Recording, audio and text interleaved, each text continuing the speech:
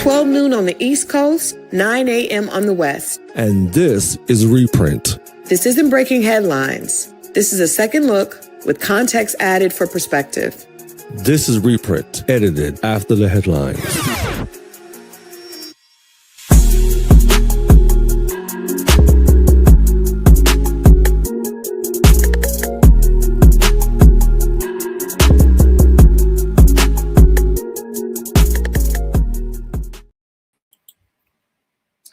All right, happy Wednesday, and good morning to the West Coast. Of course, good afternoon to the East Coast. This is the Reprint, and I am Christal Jordan Jennings. I'm Victor Flavius. How y'all doing today? Good morning. Good afternoon, East Coast. Good afternoon. Oh my goodness, it is Wednesday, and this week seems like it feels like it should be Friday to me for some reason. Yeah, it's just, the weather's been crazy outside. Well, for you guys, for me, it's been nice, but you know, it's been a week. It's been a stressful week, I must say. Looking at all the news and social media. Oh my gosh. Put down, pick up, put down, pick up, put down. Oh my God, yeah. I know, right? I actually had to take a break yesterday. It was just so much, on social media, and I just said, I'm going to take a break because it just was a lot of negativity. It just senseless death, and then people arguing over that. I just said I took a mental health break. But you know what? I did something yesterday that we talk about being seasoned. We're seasoned, right? Yes. We're empty nesters and seasoned. And I've been putting something off. It's the first month of the year. I still kind of feel like it's, we're still getting used to 2026, even though it's coming with a bang. And so I actually had been planning to sit down and work on a trust and will for myself. And that's, I will admit, I knew I needed to do that. I have life insurance, and I've done those uncomfortable conversations for that process. But it did, just not something that you're looking forward to doing, right? But I told myself, after having a very big birthday this past year, I needed to make sure that I, do the responsible thing and sit down and have that conversation with myself first, because, I'm healthy. Everything is, is great now. But I wanted to do the responsible thing so that my children and my husband, if anything were to happen, and God forbid, there's not additional stress added on to that by them having to figure things out. So, I sat down, and actually it's a little, it definitely kind of snaps you into a process of thinking about just reality, but I got it done. I told my kids, I've been, told my husband I needed to, kind of go over everything with them. But now that I did it, I think it gave me great perspective just of, again, life is precious, and doing that when you're in a good space, even though it may be uncomfortable, I think it's very necessary. So I want to thank the people over at Trust Will for making it. They have a system that makes it a lot easier. It's very user friendly, and you can, I didn't need to ask questions, but it's a very user friendly process. But it also kind of was like, I feel like it was kind of like a therapy session for myself.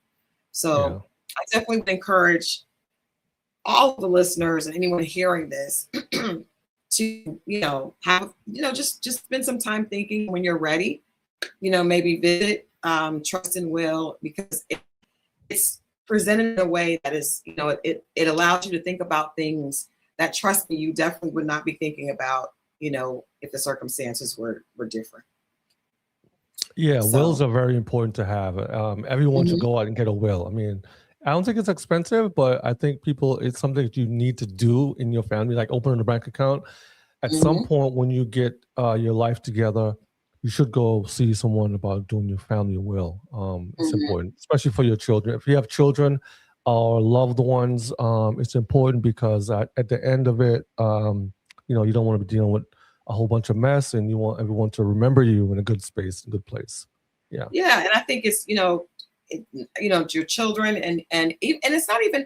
I think one of the biggest misconceptions is people think if they don't have this large sum of money, they think that they don't need to, to do that. And that's not true. There's a lot of things that you don't think about. It has nothing to do with how much you have to leave.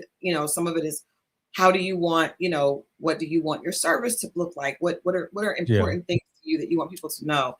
So it's definitely, I just think, because I had that misconception. I was like, when I was younger, I was like, well, I don't have like, millions of dollars to leave my children. But it's not, that's not the case. I think that misconception keeps us from talking to financial planners to, just from being prepared, even life insurance, even if you don't have the ability to leave millions and millions of dollars, you still can do the, what you can. And it's not really about that. I think it keeps a lot of us in a state where we are afraid to look, because you have a misconception about it. So definitely life insurance is necessary for everyone. But this trust and will is also necessary. And like I said, it's not even so much about how much you can leave, but maybe how you like things, so that they can have your wishes when you were in a great state of mind, to make sure that they're carried out. So just something that's a good time to do at the beginning of the year, Yeah, it is important. Yeah. Oh, so like I said, I took a break yesterday. I did too. Oh my gosh. But I know we were texting. I was like, we actually thought about getting on yesterday. We were like, today we need to really, spend some time talking about things, because there's a lot happening politically, and it does not benefit us as a community not to be educated and not to know what's going on. Even if if you don't think it's impacting you directly, I promise some of what is happening, first of all, if it's not impacting you directly today, it definitely could be setting up for to be. And I think we just all need to be informed.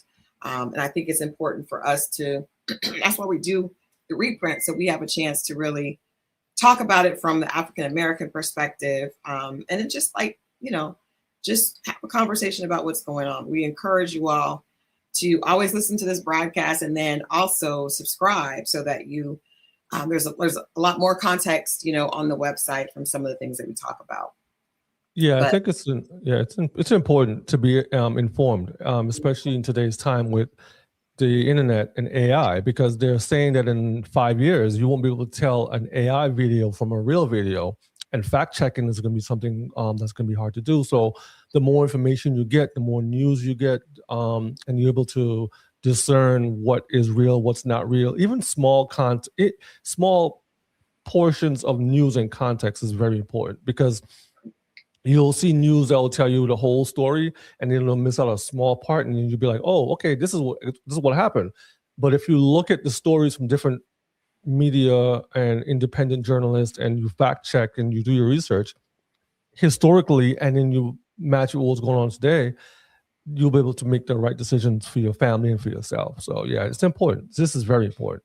It is very important. And I think I agree with what you said about AI. I mean, I think over the last few years specifically, we see things shared on social media that are not true, but they're wrapped in a way that does feel truthful.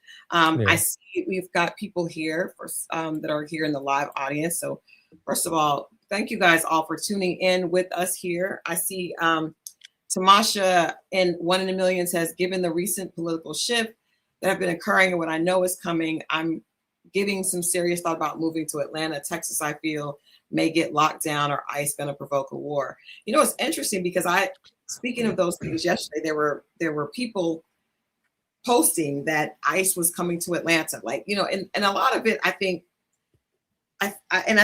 in time it may be a good idea to have a therapist come and talk with us one morning. But sometimes things are shared in an effort to create fear. And when people now, we live in a social media world where whatever gets the most clicks and likes is what, people are, it could be benefiting their site. So lots of people are posting things that are going to invoke fear just so that they do get that attention. So I said, be very careful. Do not operate in fear, because when you operate in fear, it's hard to be able to have your discerning eye on. So I got this text message that, looked like a meme, and it was saying that ICE was headed for Atlanta. And it, if you open that up and you see everything that's happening, it can automatically make you panic. But I think taking a moment, making sure that you fact check, and then just continue listening, but I think it's important to remind us not to, if you feel yourself becoming emotional, that's not the best time to look at things, because you could be susceptible to things that are not true, or the perspective is created in a way that's going to incite, panic. And that is not good. Even if they are true, we don't need to panic. So just be careful, Tamasha, in thinking that, because I heard like people were sending this yesterday. I got it from at least 4 people that are part of my media circle. And I'm like, let me not panic. Let me just, this, and then also see, because what happens is we get inundated with so much information that sometimes it's overwhelming, especially when you see images like some of the images that we've been seeing, lately. So I want to add something to what you're saying. So what you just said was true, because that happened to me a few months ago, like a month ago, when ICE came to LA. I don't live in LA. I live outside of LA. I live in Orange County. And as a matter of fact, it was months ago when the BET Awards was here in LA. I went to the BET Awards. We were covering the BET Awards. And I remember being around that area, and it was like a regular day, nothing happening. I get home, I'm looking at the news, and it's like, oh, ICE was all over the area. And I'm getting phone calls from my brother in Georgia saying, hey, what's going on in LA? Be careful. And I'm like, there's nothing going on. I was downtown. There was no riots. Maybe it was a street that was happening on. And a lot of times that happens where it'll be in one particular area, but they say Atlanta, and Atlanta is a big place. We know that. It could be one street in Atlanta that ICE was at. I'm not saying that they're wrong for sending the information out. I'm saying you have to stop, like you said, and look at the information and discern whether this applies to you right now or not, and how to apply it to yourself. Because fear will make you go out and buy all the stuff you need and buy a plane ticket, and I got to leave now. And so yeah.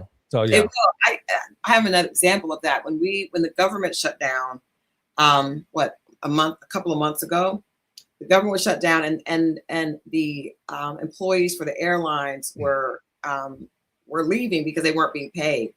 And so there was all this fear, and people were saying, oh, the flights are being canceled, and there's no, all this. And so I had to go to Detroit.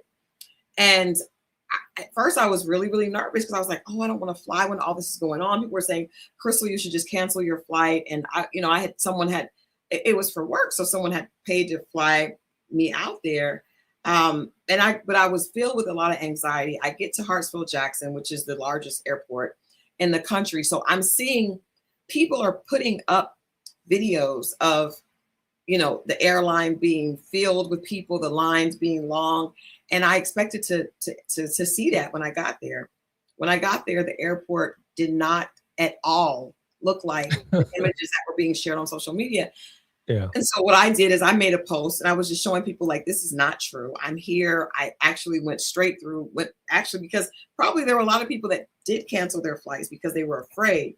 But people were actually posting, and this is posting false video of the airport being crowded. I got there and I'm like, this is not what is happening at the airport today. So I think that we have to be very, very, it's unfortunate that we have to be that way, but you have to be very careful what you digest. And then you also have to kind of run it through your own system of, common sense and that kind of thing. But it's hard to do that when you're in a panic. And so that I saw other people doing that as well, because the airport was not, my flight was not delayed. Even on the way back, I think we had something, maybe a 30-minute delay, but people were saying, oh, you're not going to get out of there. People are there. And they were just taking information at verbatim.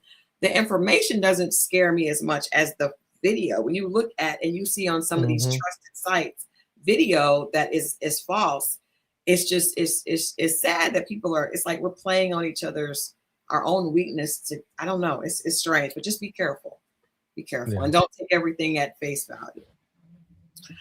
Speaking of that, let's get on into today's topics. Like I said, we know that a lot of this decided to kind of dedicate this broadcast to what is going on in our world politically, with a lot of things happening. We're going to start with the National Park Service.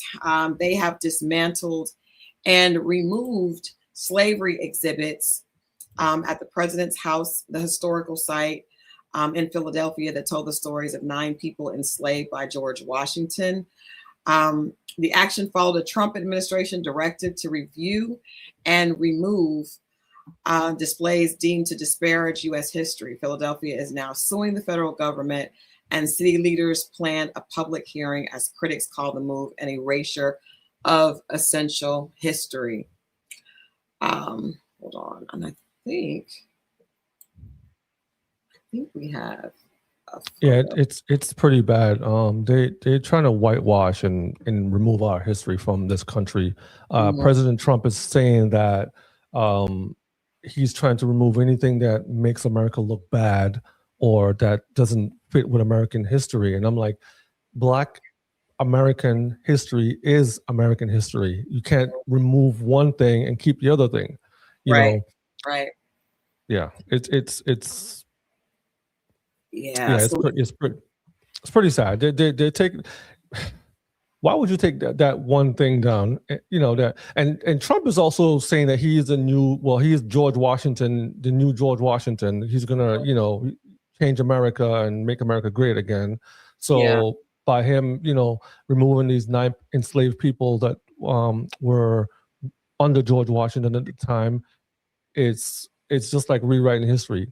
I think that's pretty bad. We should know what they're doing in the school books. They're taking stuff out because the administration, every year, the school books change in different counties, different cities, different towns. And if you have kids, look at what they're looking at. Educate them yourself. First of all, don't let them go to school and learn it all there. When they come home, here's some extra books. Here's some stuff about our history you need to know, because the school's not going to teach them that stuff.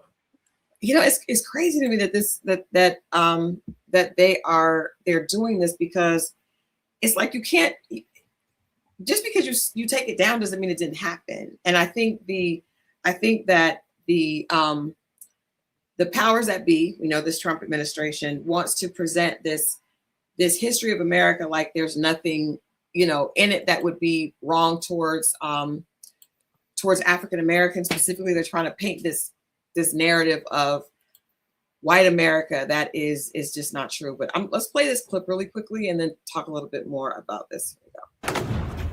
The panels taken down this week in Philadelphia memorialized 9 enslaved people who lived in what was once the executive mansion for President George Washington. It made me feel sick. We're proud of our history. Part of that pride is acknowledging negative aspects. Last spring, President Trump ordered national parks to ensure displays did not contain content that, quote, inappropriately disparage Americans.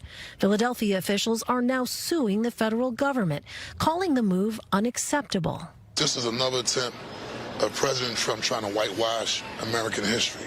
As an African American, I recognize that African American history is American history. What would you say to fellow Americans who think that having an exhibit like this is divisive? It's not divisive, it's our history. It's, to his point, it's not divisive, it's just truth. Truth is truth. And that's just, it's hard to watch and it's hard to see, but I think, like we said, this is important for us to see this stuff and to understand what is going on. That photo right there, it says the dirty business of slavery, slave trades in the Americas, constitutional compromise, and slave economy. This is truth. This is not anything done, a campaign to make Americans look bad. This is just the truth. Yeah, this is just the truth. And to take that truth away leaves us with a very unbalanced, version of how we got where we are.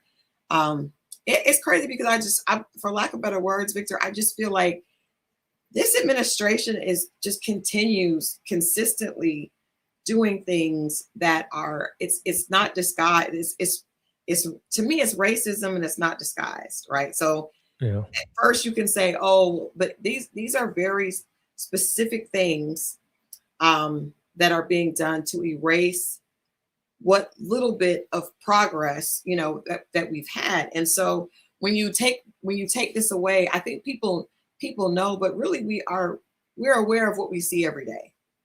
Right. So Yeah. Even those of us that know, I mean, you really are aware with what's in front of your face every day. So this is not a subtle move to really change the dynamics of our country and also put minorities at higher risk, because you're taking away the proof that they were mistreated, mishandled, and some of the problems that our community deals with are direct relations to that.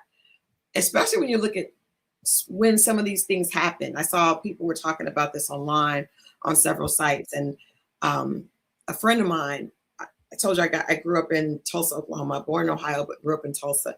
And a guy that I went to high school with had someone come on his page and say, well, this, you all shouldn't be fighting for this because you have not been a slave and no one in your family was a slave. So why are you upset about this? And so my classmate responded, and he was like, well, first of all, you don't know what you're talking about, because I can go back in my lineage with my great grandmother that actually, were on a plantation. This is not centuries ago that people in our families were still dealing with this. Right. So I think it's just, it's a very bold, disrespectful move, but it's happening across the board. And it's almost like so many things are happening at once, we get distracted. And if you get focused over here, fighting here, you don't realize something else that is happening on the other side. Yeah, we get distracted by all the news going on. Entertainment, number one thing that keeps us distracted. Social media keeps us distracted. And then just the day-to-day life, trying to survive, keeps us distracted with everything else going on. So like you said, while they're doing this on this side, we're fighting it on this side. We're trying to, live our life on this side. There's so many different angles of it. But it's funny to me how people, white America, I would say, not people, white America, don't stop and think, how did people of color get in this country, first of all? Indigenous people have been here, but the other people that came, how did we get here? We didn't just show up because, hey, we wanted to go someplace new. No, we were sent or brought here, enforced, enslaved here, and also the Caribbean islands, because the Americas is not just North America, it's North, South America, Central America. Places like Brazil have some of the largest populations of Africans. The Caribbean islands all have, so, and there's a very large slave trade route that we can look at on maps that show you from Africa to America to the Caribbean and back. And what they would do is they would send slaves to the Caribbean island, and then they would switch them up and bring them to North Carolina or the Carolinas, and they'll rotate them back and forth. And whenever they were given problems in one place, they would pack them up, ship them to a different place. The same way how to deal with plantations. So the history is there of what happened to enslaved people. Now, they can erase as much as they want to, which they're trying to, but it's our history. And we ask for reparations. They don't want to give us that. They fight for that. And just the signs that we have up, the textbooks that we have up, the reminders that we have up, they're like, no, take those down. Those are plaguing our country. How did you get your wealth? That part. Wall Street was where they auction off slaves. That's where Wall Street started from. If you go to the history, that's where it started. Every era, Boston, every place that had ports, they had going on. So all the major institutions, J.P. Morgan Chase, you name all the banks, they all had slave ships. They all owned slaves. All the presidents that we knew back in that time, Washington, Adams, they all had slaves. And so you cannot remove that from it because it's part of history. All of the, a lot of the things we have today, the ironing board, the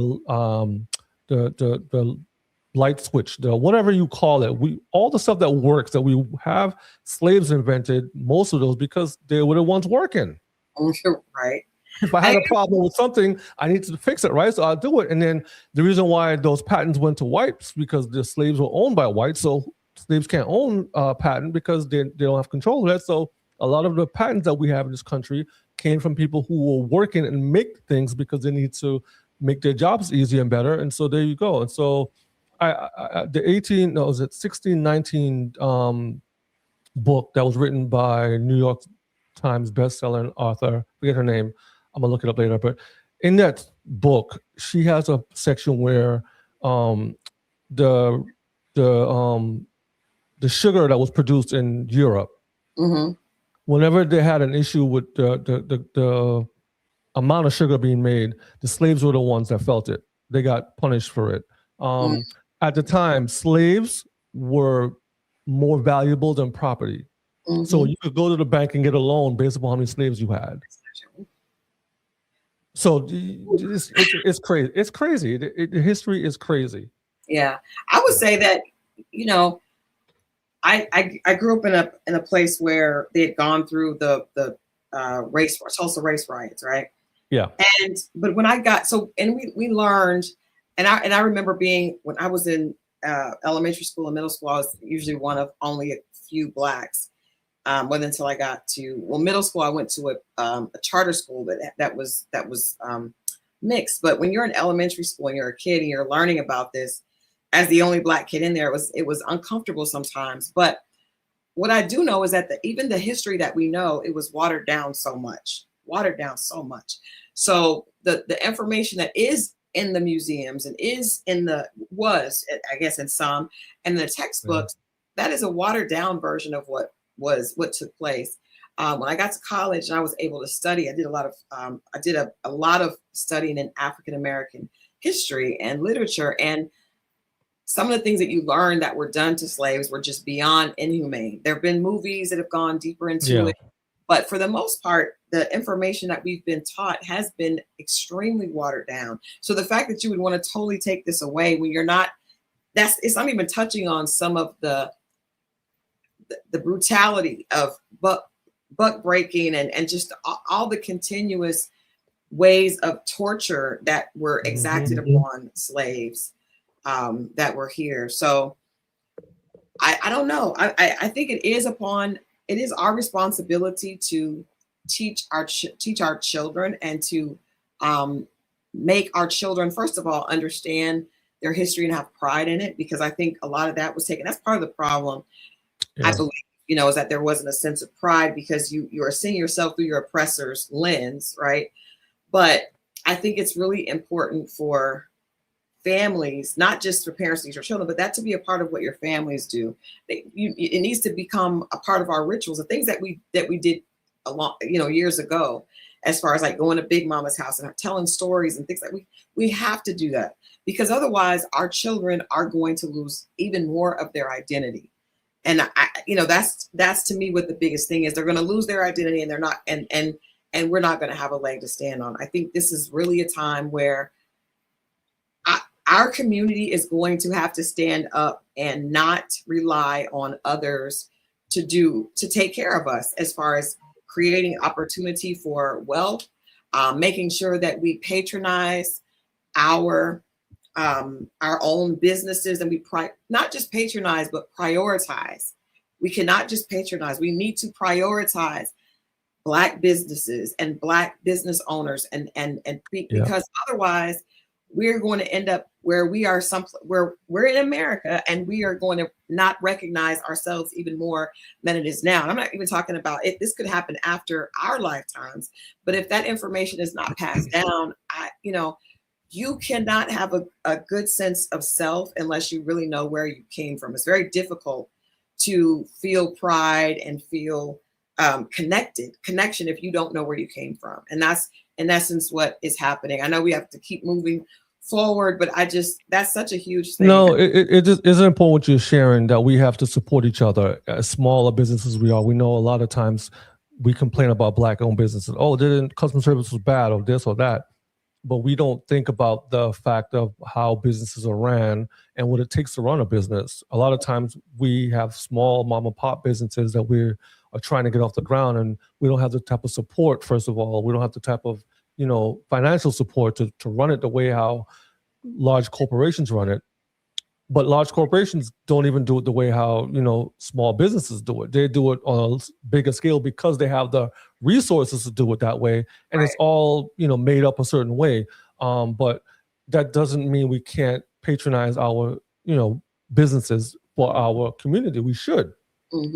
We should be supporting each other more. I also made it a thing this year where I was like, you know what?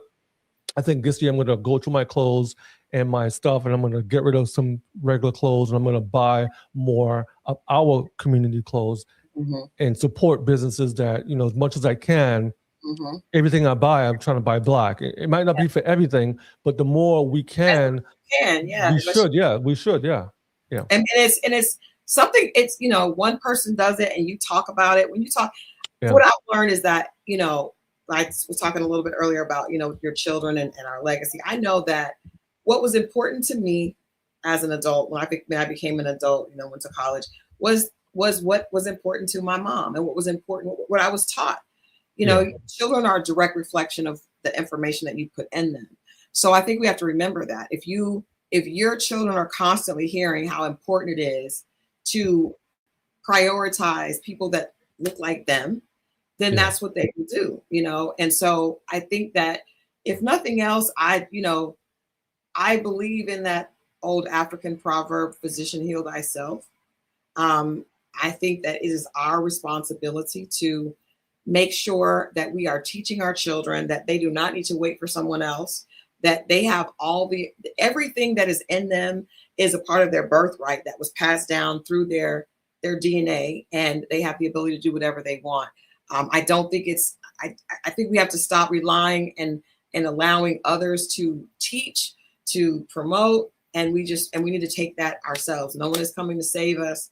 We have to save ourselves. And I think if this administration is doing anything, we can't operate in fear, but we need to operate in unity, you know. And I think the more we say that, the more I believe people will start to do it. I think we have to pattern it ourselves. It's not about making others feel bad or being excluding others, but you know, I was taught you take care of this family first. You always look out for your brother. And I grew up with just two of us, me and my brother. And my mom made sure that I knew you're out with other people. You make sure your brother he's okay. Yeah.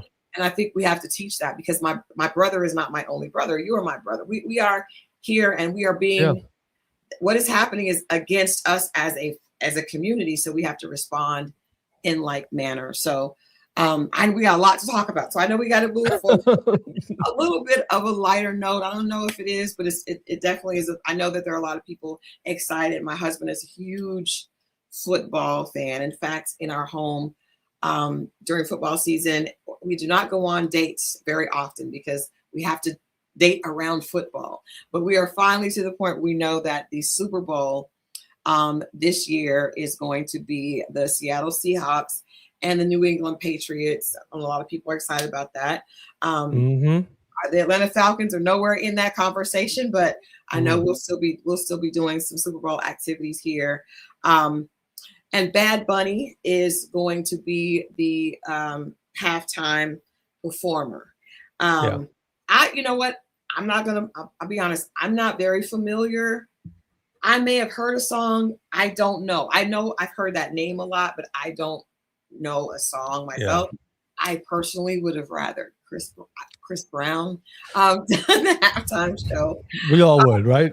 Yes. But I also feel like, you know, that's our personal feeling. But we support support artists of all backgrounds and everything. But what is sad about this, and why this is unfortunately a part of this ICE conversation today, is that there are reports that ICE is going to be at the Super Bowl.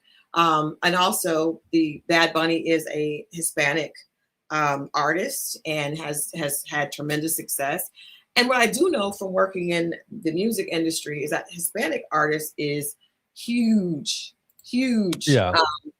And so I we want to celebrate and support, but we also want to be aware that this could potentially happen.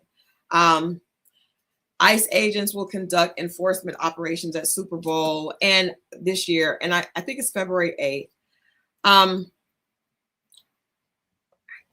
This is really sad, and it's because they know that artist has a lot of Hispanic fans, And so they are specifically targeting this. And I don't know if this is propaganda, but the way things have been moving, I would not doubt it. I would not doubt it. I also know that President Trump has said some disparaging things, that he was disappointed in the choice for the Super Bowl performance as well. So with him making those statements, that would make me believe that they are definitely going to attempt to make something that Americans have enjoyed for years uncomfortable and a tragedy. Any thoughts on this, Victor? Yeah, it's gonna be tough because football is the quote unquote great American sport. Sport baseball is, but football has become that. Yeah. In most towns across America, especially in the South, everything shuts down on Sunday. And all the guys are at home, Monday Night Football, and everything shuts down. There's been a whole thing about that. So I don't know for sure why the Super Bowl decided to go with Bad Bunny. He's a Hispanic Puerto Rican, Puerto Rico, which is a American territory. He's a Hispanic person, and he's will be performing. And I don't know why they decided to go with him. Well, he's very popular. I do know that his No. I know that, but I know, and I know they picked stuff before, like the year before they picked stuff before this ice stuff started happening. So maybe that was part of the thing, but it just so happened it coincides with what's going on now. Yeah. It's weird because being that he's Latino, there'll be a lot of people attending the event that are Hispanic. Right, because they want to support. This is their first time. Well, Jennifer Lopez was, but this is their first time. Well, actually, Mark Anthony. This is their third time. I would say, well, Jennifer Lopez, Mark Anthony. Jennifer Lopez, think that, and no disrespect to her, but I do think Bad Bunny is more connected to the culture. Oh yeah, he is. But he's also a guy too, so girls will love that more. But I think that with him performing, there'll be more Hispanic people at the Super Bowl. And so this is like a playground for them to just show up and pick people up, So I don't like it because it takes away the joy of the whole event. It disrupts the one time America has to relax and enjoy, a day, Yeah, just something that makes it that feels a little bit normal. So that the game is scheduled for February 8th. At Levi Stadium in Santa Clara, California. Now, I will say this: California is a very democratic state. That is. I like that. I am assuming that, and I also know one thing I will say about Californians that they are very vocal, and in protesting and supporting. There are a lot of people from California that came here to Georgia when Stacey Abrams was running, lots of support. I mean, it's a very, very, liberal state. So I am certain that there are probably going to be groups and organizations attempting to offset the confusion that ICE agents possibly be trying to create. Yeah, I live here, and I was reading an article just this morning where it was saying how California has the fourth largest GDP in the world. So they're past Japan. If California was a country, they'll be their own. Their GDP is like a country by itself. And the reason why is 30% of that is because of Hispanic population. They grew it by that much to make it. California is a big state. There's a lot of proud Hispanic people who live here from different countries and Mexico, and the food's great. The people are great. It's just a good place to be. And the pride is here too. People are prideful about where they're from, neighborhoods and counties and whatnot. So yeah, it's gonna be interesting to see what happens Super Bowl Sunday.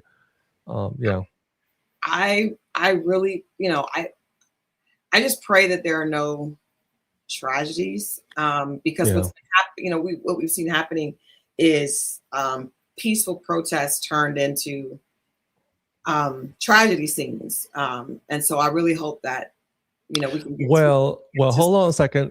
The two deaths that we've seen weren't protesting anything. Weren't peaceful. There were peaceful protests, but there wasn't a protest happening. The lady that got killed in a car, it happened to be ICE on that particular street, and the guy who got shot last weekend, Alex, it wasn't a protest going on. He was just outside, and the ICE was in the neighborhood, and he just happened to be directing traffic, and was helping a woman that. So it wasn't a protest. Those two instances weren't at protests. That's the crazy part about it. But see, if you don't know the news, you'll think it was a protest going on. No. Right, you see everything happening, and it looks, it just So that's good information. But that almost makes me a little bit more concerned because of the fact that if we know that people probably will be protesting ICE at the Super Bowl if they're planning to come, and we just want to make sure that we know as much information as possible. We'll definitely be keeping up with that, and all of us, watching the news and trying to get as much information as possible so people can stay safe, and they won't use that as an opportunity to oppress and destroy. So moving on, Homeland Security Secretary Kristi Noem is facing growing calls for impeachment after 2 U.S. citizens were killed during federal immigration operations in Minneapolis. Lawmakers say DHS misled the public about the shootings, especially after video contradicted claims that the victims posed a threat. While impeachment is unlikely to pass, the backlash is fueling protests, funding fights, and renewed scrutiny of ICE and the Border Patrol tactics. Here we go again. I know we have, hold on. You guys have to bear with me. I'm trying to make sure that I get the right photos up here. Yeah, this is crazy. She needs to go. She really needs to. They have been lying to the American people, to us, a lot. They use the narrative that people are domestic terrorists. First of all, the conversation is right now, what a lot of people are saying, last year or year before last, Kyle Rittenhouse, the kid with the 16-year-old kid with the AK rifle that ran around and shot at people during protests while they were peacefully protesting. They were saying that, first of all, this kid he was 16, he was underage. He was carrying illegal firearms. It wasn't even his firearms. And, and nothing happened to him. He had a GoFundMe set up where they got him out of prison. He had money and all this other stuff. But then you have a person, Alex, who was 37 years old, an ICU veteran care worker, and he gets killed. And he was legally licensed to carry firearms in Minnesaulis. Minneapolis. And so the narrative that they're speaking and preaching that, guns are not a problem. All of a sudden, it's a problem to have a gun. I can't carry a gun because, I'm disruptive and I'm being a terrorist, a domestic terrorist, and that's what they're doing. So she needs to go because she's been spewing this lie from day one. She has been saying this, she's been working for Trump. So they've been telling you about domestic terrorism. They're calling everyone, if you're interrupting it, you shouldn't be doing this. And Megyn Kelly got on her platform and saying, you heard about that, right? I saw that yesterday. I was like, I'm not going to let this woman. She's not, because it was disgusting the way she was speaking about. I don't care what side you're on, what party you're a part of. When a life has been taken, that is not anything that should be. She was just vulgar. I'm not even going to give it. But she was what caused me to have to get off yesterday. She was like, stay butt at home. You shouldn't be going out and protesting. First of all, it wasn't a protest. I don't feel sorry for him at all. That wouldn't happen to me. Just disgusting. Yeah. So hold on. Tommy Bowles said the NRA has come to the victims' defense. Yes, they did, because it's messing up their money.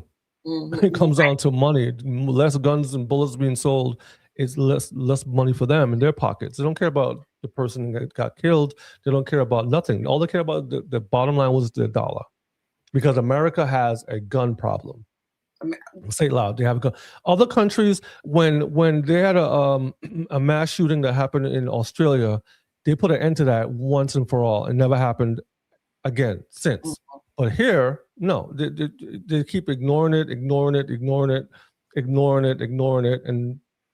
here again, and they want you to forget what happened in Minneapolis, in Minnesota.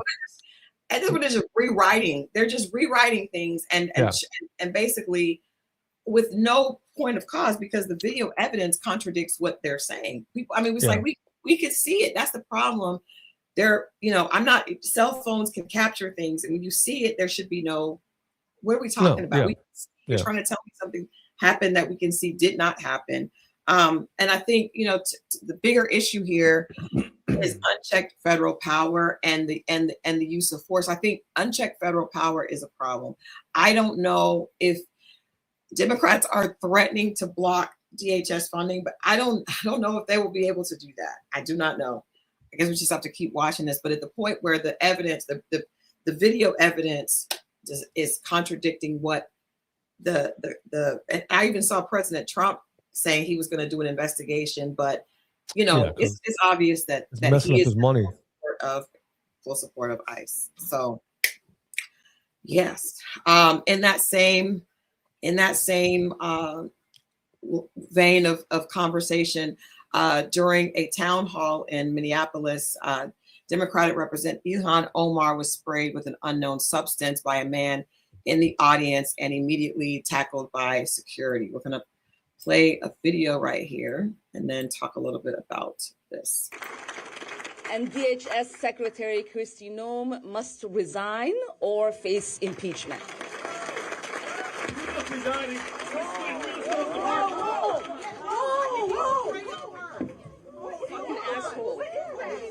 I don't know. Oh my God. Oh my God, he sprayed something on her.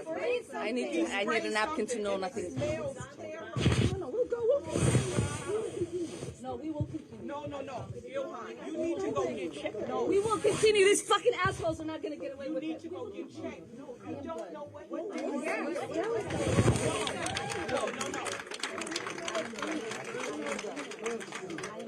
That's whatever it is smells so bad. She needs to go get checked. I don't know that's what that That's was. what they want. Please don't let them know. It's not about him, Ilhan.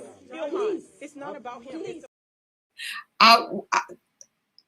Unbelievable that he was sitting so close. And I mean, I guess because you don't know who's going to do something like that. The man was tackled to the ground and arrested on the spot. But I smiled because she was still trying to go on. She's not even. You gotta appreciate how dedicated she is to helping because she wasn't even concerned about herself.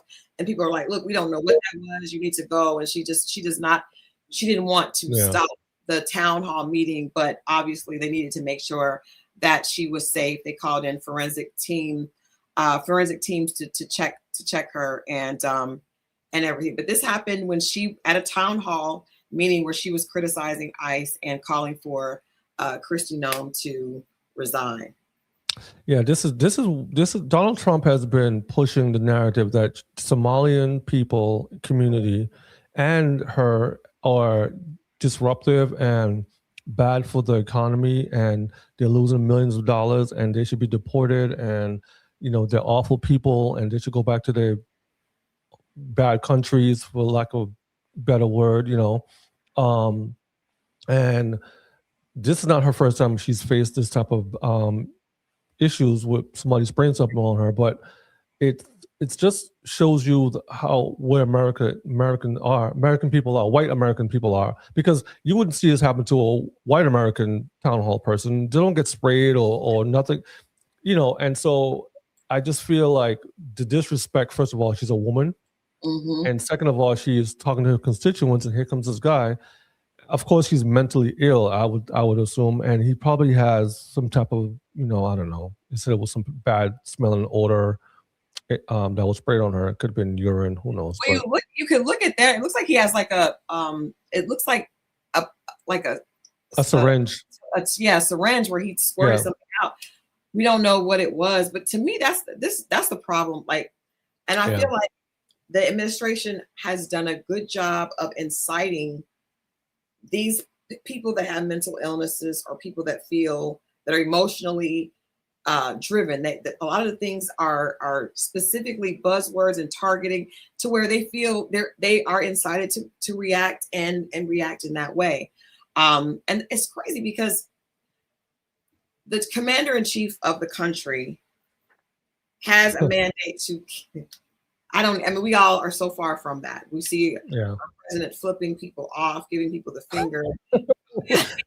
Swearing on national television. Like, what? Who does that? Barack never did that. So it causes, not even just Barack, no president has done Nobody, that. yeah. No one has done that. No class. There is no precedent, no order. So when you have these people that are in every community, there are always people that are not well. But when they are fed all this information to go up and fight, this is the type of things that I feel like this administration has to be accountable for, because they are purposefully inciting, just like January 6th. Like, it's that type of energy that is constantly put out there. But I think, again, we have to be very aware of this and make sure that we protect ourselves. Can you imagine we have 3 more years of this? I cannot. Oh, I don't even know if it's going to be that long, but yeah, it's oh, man, it's so bad. Yeah. I hope she went to the emergency room. So Omar was unharmed, and she did continue the town hall. She was very determined to continue. And she emphasized that she would not be intimidated. But I do want to recognize this did draw bipartisan condemnation. There are some Republican leaders that are coming to the aid and saying that this is not what they want. And I think that's important. I mean, the only solution that is possible for us is going to have to be bipartisan. We're going to have to find ways to work together. So I do appreciate the fact that there are some Republicans that are standing up and saying they're not in agreement with the things that are being, pushed, by some of the administration's leaders. Agreed. Yeah. So now we have ICE in Italy. Crazy. I know, it just keeps going. Growing political backlash in Italy after reports that U.S. immigration and customs enforcement agents will be part of the security team for the 2026 Milano Cortina Winter Olympics. Italian leaders, including Milan's mayor, have called an agency unwelcome and criticized its controversial reputation following recent fatal shootings in the U.S. Italian authorities insist the agents will only provide limited support and not conduct enforcement on Italian soil, but tensions are rising ahead of the games. I'm like, how is this being a part of conversation with the Super Bowl, the Olympics? Like, they're trying to turn everything into an opportunity to control. And it's well, ICE has been around for a while, so this is nothing new in this country, right? Or the group of people, the ICE, the agency. Mm-hmm. And this is a different part of ICE. This is not the ICE that we have here in America, but it's still Homeland Security. Mm-hmm. And it's not the organization or the group that's a problem. It's the tactics and how they're doing it is a problem. Because during Obama administration and Bush administration and Biden administration, they have had, ICE enforcement come out and deport people. Mm-hmm. But it's not that. It's the way how they're doing it. And now they're killing Americans on American soil. And it's like, just people are outraged because they're coming into people's communities and you're disrupting people's days. The guys who are working, the guys who are trying to get a job at Home Depot, the guys who are on rooftops working, we've seen them go to daycare. And there's an incident where they have a 5-year-old detained right now.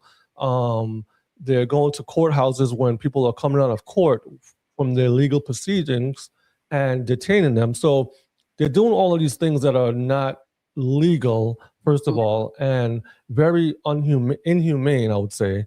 And this is the problem people are having. It's not the deportation. And then they're saying, we are coming after criminals, illegal criminals. Mm-hmm. But you're going after the guy who's working on the rooftop, trying to provide for his family, guy at Home Depot. Like, people are not bothered. Like, Trump's been working on this narrative that these immigrants are criminals, and they're making our country unsafe. And first of all, we all know that there's a lot of crime that is happening in our country that's not white collar crime. White collar crime, but even just crime. It's not all immigrants. But he's trying to paint this picture that the immigrants here are what is causing the crime. And unless you read or know, it's when you keep hearing things, people tend to just believe what they hear. And so you got people all worked up believing that the problem, the criminal issues and the violent crime in America is because of immigrants. They specifically targeted specific incidents. And I'm not saying that there are no incidents of crime from immigrants. There is, but they're being very crafty to create a narrative that we know is not true. We're going to play this clip and come right back. So some of the new questions now over why ICE is heading to Italy for the Olympics. DHS says they're sending a unit as part of the security detail for the American delegation to the Games. But the mayor of Milan does not sound in any way thrilled about it. This is a militia that kills. It's clear that they are not welcome in Milan. There's no doubt about it. Can't we just say no to Trump for once? To be clear, this is a different unit of ICE than the arm of the agency that's leading that immigration crackdown we're seeing here in this country. This unit is called HSI, Homeland Security Investigations. They have offices in more than 50 countries. They've gone abroad as part of the security detail to other Olympics before, so it's not totally out of the ordinary. He said, can we just say no to Trump for once? Interesting. Can we say no to Trump, not for once for all. Like, let's get, well, get I think out of here. That statement sounded like he was tired of and Trump pushing. I don't know. Trump is about to get on his campaign trail again for the midterm elections coming up. And he's gonna try to get out there and push the narrative of all the stuff he's been doing good for America, all the money he's been saving and making this country. But the problem he's gonna have is that Americans are right now focused on what's happening with ICE, and you can't get past that. So he's going to try to get out here and talk about the jobs he's been saving and making and all this stuff and money he's been making for the country. Meanwhile, money for himself, but his pockets has been really good, billions of dollars. But he's going to try, but no, we're not hearing you. We're not hearing you. I think it's important to acknowledge like things that do work and things that don't work. But what they do, and both sides do that, they take something that is working and then expand it, and then of course try to erase or at least downplay the things that have not worked. And I think it's up to them, hopefully, because I have seen a lot of people, even immigrant communities that were in support of Trump initially.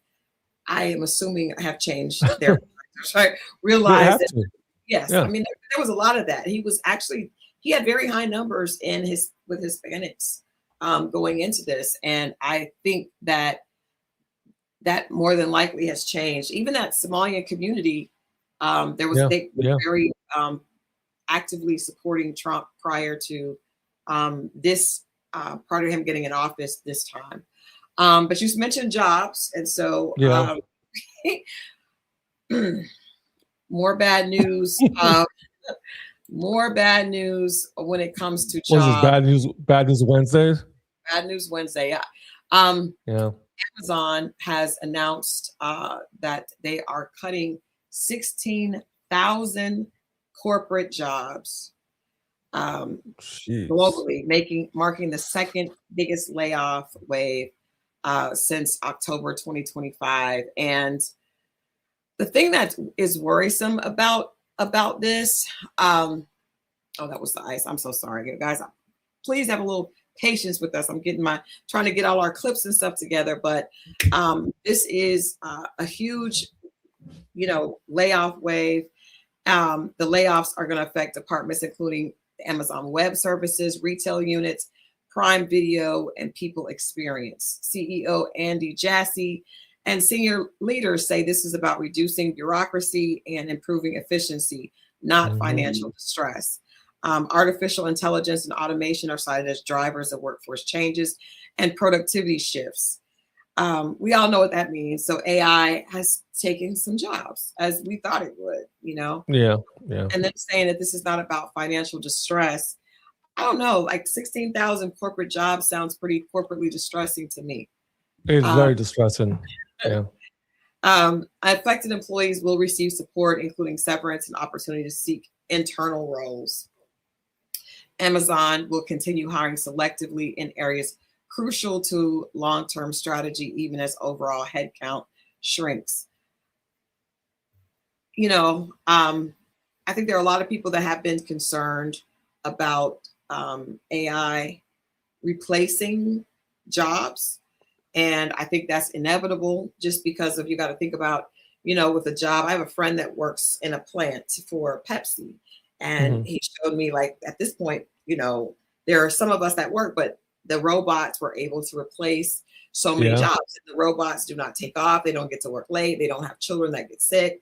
So they don't need insurance, So I understand from a financial and a corporate standpoint how that could increase, the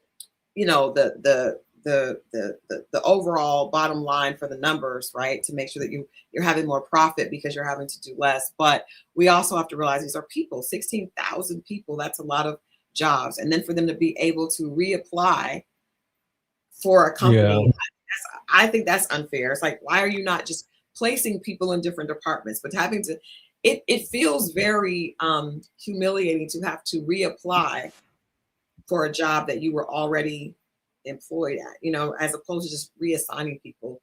But I think we're going to see a lot more of that. This is just the beginning. I know there's a lot of layoffs that have been happening in different, different corporations, but Amazon is one that has been growing so quickly. I think that's why it's so surprising that they are, going through this major layoff cut. Yeah, this country has been going through changes for a while. I think this is the third big revolution change again.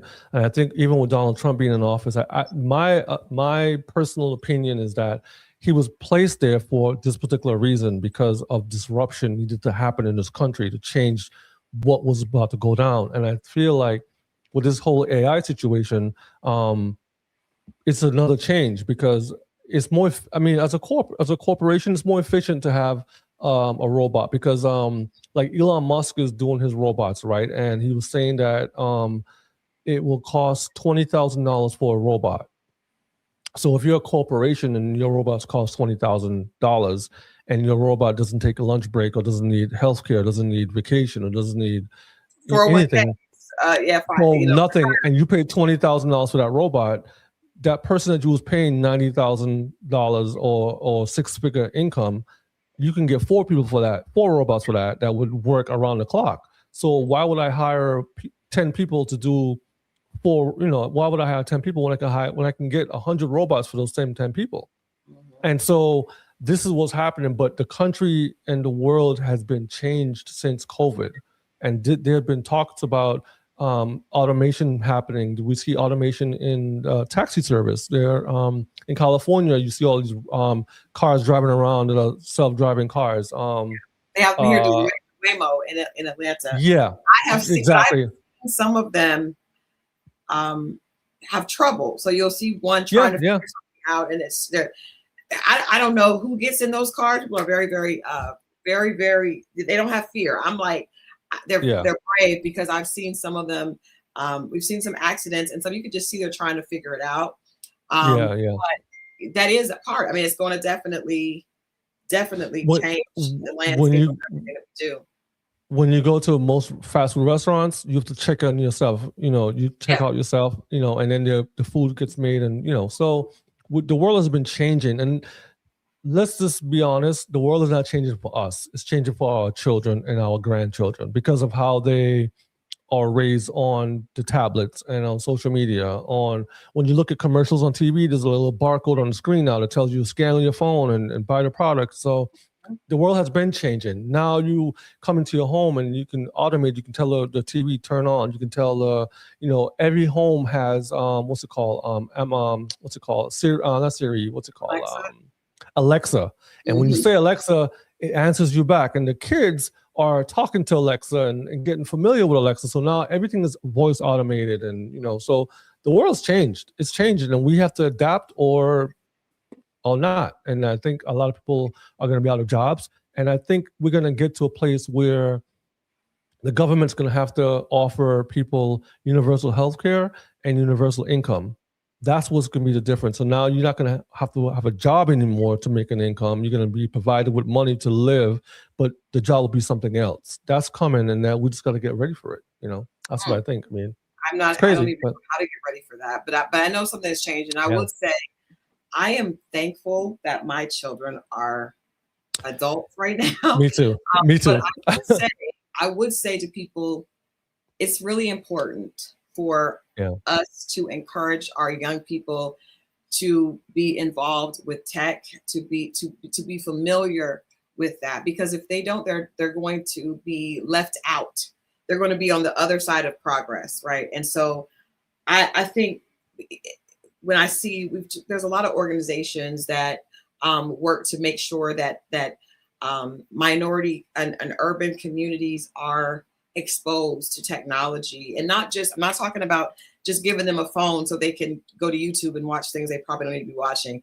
I'm talking about actually teaching them how to create, because if your children are not locked in, and if they are not being taught this, they are really going to be left behind. It's going to be a huge gap. I think the middle class is being erased, and I think a big part of that is going to be, if you know how to operate with AI, if you're familiar, if you understand how to program, you've got to be able to stay abreast of what is current, because if not, you're going to be in a really bad place. We have people that are, my son is working on his PhD, but there's PhD candidates that can't find jobs and are doing jobs that are not, that are far beneath with the minimum wage they thought they'd be making. But if you're not doing something in tech, I don't know, or a field that is going to be moving forward, and they need to be introduced to it early.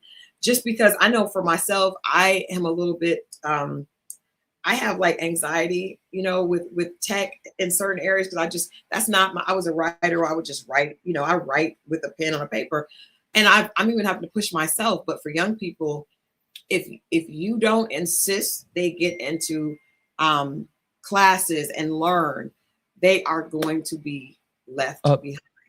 I want to add one thing to that. Besides tech, I think the other side to that, the other polarized side to that is become an electrician, become a plumber, because those are the things that tech can't do. Plumbers make good money. Electricians make great money. Both those fields make anything with your hands that are like making something or fixing something. Those are the jobs that we should push our kids towards, is like, learn a trade, or learn tech. I did see a article about that a while ago. They were saying that the new millionaire is going to be a trade business. So to those, like you said, like HVAC, HVAC, plumbing, those type of disciplines that for a long time people look down as a blue collar job, but that is going to be one of the spaces that is secure from jobs being taken away. And if they can learn how to manage that and grow that business, you own several, you have an HVAC company, you have several people working for you, learning the trade. It's definitely changing the face of what people think of when it comes to affluence and wealth, because you want to be in something that people are going to have. I also think careers in the healthcare industry are always going to be, at a certain point, there's always going to be a need for that. But I think you have to. HVAC software instructor. Tracy Cherie is an HVAC software instructor. So your job is secure. Oh, wow. Her job is absolutely secure. That is, you are hitting it out of the park on both sides. But I think it's really important for us to encourage young people, our young children, and to introduce them to that, find programs for them. They need an edge, and it needs to be tech-based. Wow, Tracy, that's awesome. So at this point, I'm sure we're all wondering, what can we do? What can we do as an individual? Yes, tell us. What can we do as a community? There is, just small things make a big difference. And Friday, January 30th, this Friday, in fact, There is a national shutdown. People are being encouraged to keep the children from school, not to go to work, as we come together as a country and stand in opposition to some of the things that have been happening, that we've all seen happening. No work, no school, no shopping, no funding ICE. This is the anti-ICE national shutdown protest scheduled for this Friday. And, you know, I want to say I'm glad that they are sharing this now, because we talked about, there was a protest last week, and I remember seeing the No Kings Day protest, but I wasn't, you know, aware of that. I do think that this is a example of civil disobedience. Is something that we can do. I think important, the kids in the school, you know, that could be difficult sometimes, but I do think shopping is really, really important. Like, it's important for us to make sure, because that economics area is where things change. When the money makes a difference. That's the most powerful thing that we have. And we know that our community, we know what our dollar does, you know? So I think this is something that I'm committed to doing, you know, on Friday. And I would encourage as many of us as possible, even if it's just, it may not feel big, but it's your way of being able to contribute and show that you're not in support of, you know, of the things that, the way we see our country, the path that our country is on. Yeah, we can only try to make change as much as we can in our community. A lot of national news hit us different than community news, and a lot of national news overpowers and overshadows what's going on in the community. And I tell people a lot of times, look at your councilman, look at your school board principal, look at your local senate before you look at the national, because those are the ones that affect your community. And a lot of times we focus on the president, we focus on the congressperson, and we don't think about the person picking up our trash, or the guy fixing the roads, or we don't think about, you know, the councilman who's going to put the new prison in our neighborhood. Or so these are things we need to look at more than we need to look at the national level. Mm-hmm. But it's important to support. Even if you feel like picking up the phone and calling your congressperson and saying, hey, I'm not happy with what's going on, and let my voice be heard, you use your voice as much as you can, and you share the knowledge you have with those around you, and that's what matters the most. Mm-hmm. It might not feel like a lot, but sometimes that's all you can do. No, I think it is. Yeah. I think you feel better when you're doing something, right? And you know, a lot of small things is what makes change. You know, more so than big things. This is being put on by organizers of a growing anti-ICE movement.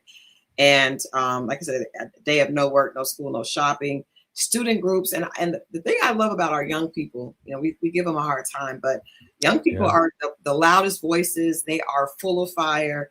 And student groups are urging nationwide school walkout on the same date to amplify this protest. The actions, of course, are tied to widespread protests across the U.S. and other controversial federal enforcement actions. Supporters aim to show broad public opposition to ICE's methods, from local marches to coordinated strike-style actions. I would suggest, you know, find out what's happening in your area. Find out if there are marches, if there are protests, or just, you know, peaceful protests happening. I also would encourage everyone to be safe. You know, be safe, be as safe as possible. Find out where things are happening, and then, you know, just be as safe as possible, because we've seen sometimes these peaceful things be turned into something else. But we're going to be here on Friday, so we will talk a little bit more about that then. But I hope to see as many people out. Sometimes it feels like if you're not doing anything, it can be very frustrating. So I think just contributing in your own way would definitely make most of us feel better, because we don't feel like we're just being stagnant. We're actually out there trying to make a change. Thank you for everyone who's been on the chat too. Tracy and Tammy were really talking to us, and we appreciate it, and it's sharing your comments and giving us some feedback and also input. We love that. We love it a lot, and we appreciate you guys so much. Yeah, and Tracy, that is amazing. That is absolutely amazing. that is, and it's good to see. Like that was encouraging for me to see that you're there taking care, handling that. And I think more of us are realizing that tech. I wish I was more. I don't have a tech brain, but I've got to get better at it. Got to contribute what you can. I mean, never too late to go back and learn something. It's a lot. Trust me. But yeah. Well, again, like I said, we appreciate everybody that's been tapping in with us. And if you are watching the replay, make sure to leave your comment on this broadcast. You can always visit lenoxandparker.com for a little bit more context to today's conversations. And Victor and I will be back on Friday, 9 a.m. on the West Coast. And 12 p.m. on the East Coast. Absolutely. And we have some good news next time, hopefully. Or at least more information. More information. At least more information about this. We'll see you on Friday, 9 and 12. All right. You guys be safe. We'll see you soon. Peace out.